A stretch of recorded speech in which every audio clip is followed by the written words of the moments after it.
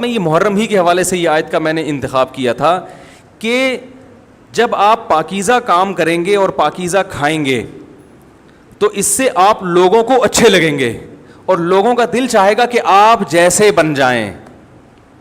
سمجھ میں آ رہی بات؟ ایک مثال دیتا ہوں. دیکھو کوئی بھنگی ہو جو بیچارہ ہر وقت گندگی میں رہتا ہو, اسے آپ سمجھائیں کہ یار اچھی زندگی گزارو, صاف ستھرے ہو جاؤ.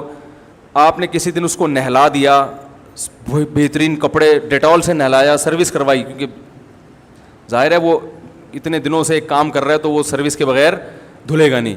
سروس کروائی آپ نے اس کی, خوب نہلا دھلا کے اس پہ اسپرے چھڑک دیا آپ نے, اور 3 دن تک کنٹینیو یہی کام کیا, تو آپ مجھے بتاؤ اس کو برا فیل ہوگا یا اچھا فیل ہوگا؟ کہے گا یار بڑا مزہ آیا. اس کے دل میں اپنے کام سے نفرت پیدا ہونا شروع ہو جائے گی. تو اچھی چیز میں, اچھی طہارت میں, پاکی میں اللہ نے اٹریکشن رکھی ہے. جیسے صاف ستھرا آدمی اچھا لگتا ہے, گندا اچھا لگتا ہے؟ صاف ستھرا اچھا لگتا ہے. تو صاف ستھرے اعمال والا بھی انسان کو اچھا لگتا ہے. تو اللہ تعالیٰ نے اسلام کو جو ڈیفائن کیا 2 لفظوں میں, اچھا کھاؤ اور عمل اچھا کرو. کیا مطلب؟ ایسا کام کرو کہ غیر مسلم تمہاری طرف مائل ہوں کہ یار یہ بڑے اچھے ہیں. تو کوئی ایسی رسم اسلام میں جس کو دیکھ کر وحشت ہوتی ہو, اس کا مطلب ہے وہ اسلام, بولو بھائی, نہیں ہے. کوئی بھی آپ ایسا عمل کر رہے ہیں, لیبل اسلام کا لگا رہے ہیں, مگر اسے دیکھ کر غیر مسلم کو گھنٹوں گھنٹوں سمجھانا پڑتا ہے یہ کیوں ہو رہا ہے, اس کا مطلب ہے کہ یہ اسلام, بولو نا بھائی, نہیں ہے.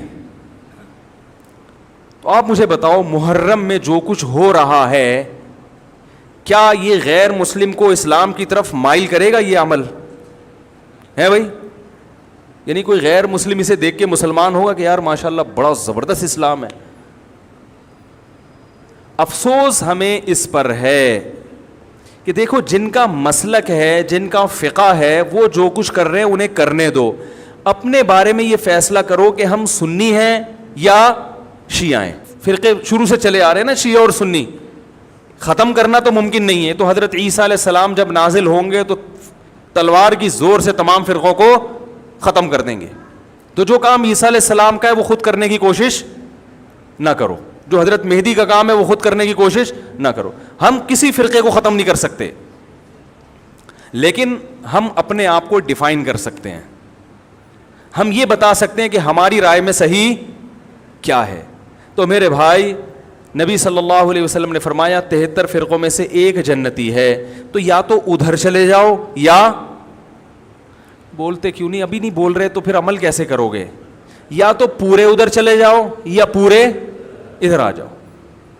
مجھے خدا کی قسم اس پر کوئی اشکال نہیں ہوتا کہ شیعہ لوگ ماتم کیوں کر رہے ہیں, شیعہ لوگ یہ سب کچھ کیوں کر رہے ہیں, وہ جو ہے وہ مرثیے کیوں پڑھ رہے ہیں. مجھے اس پر اشکال نہیں ہوتا. ان کے دلائل ہوں گے ان کے پاس, ان کے علماء ان کو بتاتے ہیں. وہ کب کہتے ہیں کہ ہم سنی ہیں, وہ کب کہتے ہیں کہ ہم صحابہ کو حجت سمجھتے ہیں. ایک چیز کا انہوں نے دعویٰ ہی نہیں کیا تو ہم ان پر وہ کیوں تھوپیں ان کے سر پہ. لیکن میں آپ کی بات کر رہا ہوں, میں ان لوگوں کی بات کر رہا ہوں جو اپنے آپ کو سنی کہتے ہیں. تو بھائی پھر سنی ہو تو جو اہل سنت والجماعت کے جو چاروں مکاتب فکر ہیں, حنفی, مالکی, شافعی, حنبلی, اہل سنت کے ہیں نا, ان کی کتابوں میں کہیں بھی اس طرح کی کوئی چیز, بولو بھائی, نہیں ہے. ماتم کرنا اہل سنت کے ہاں جائز نہیں ہے. نبی صلی اللہ علیہ وسلم نے میت پر چیخو پکار کرنے کو حرام قرار دیا ہے.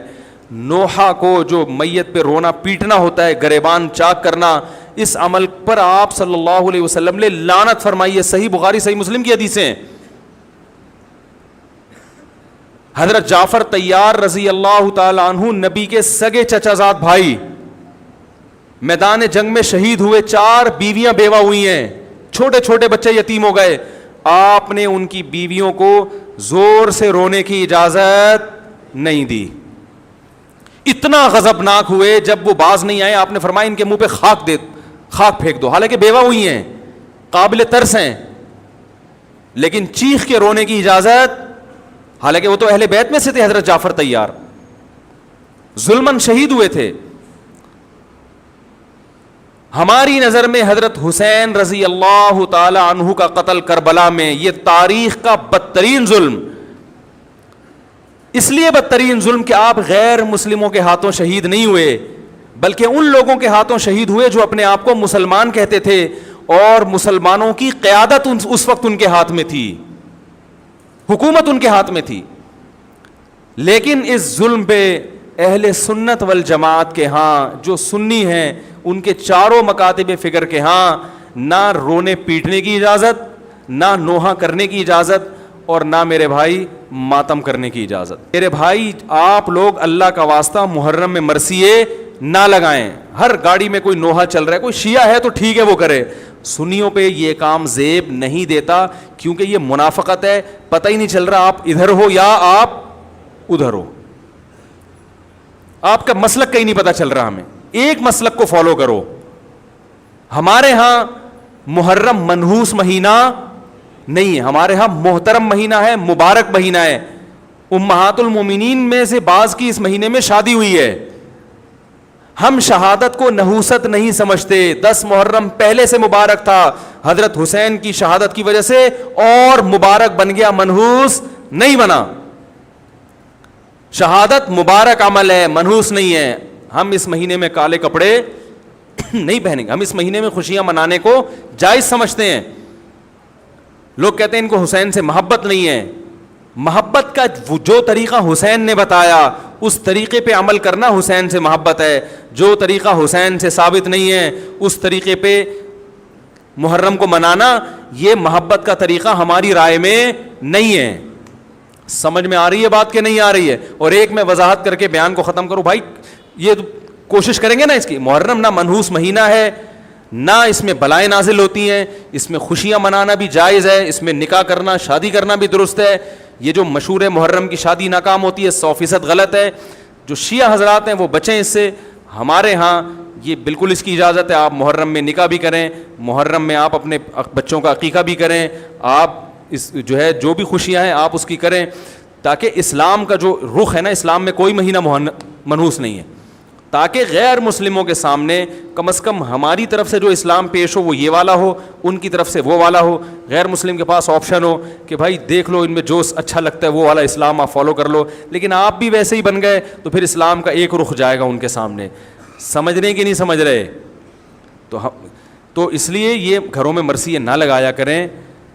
میتوں پہ نوحہ کرنا، غم منانا ہماری شریعت میں پسندیدہ، 3 دن تک تعزیت ہے بس، اس کے بعد نہیں۔ اور عورت کے لیے شوہر کے مرنے پر 4 مہینے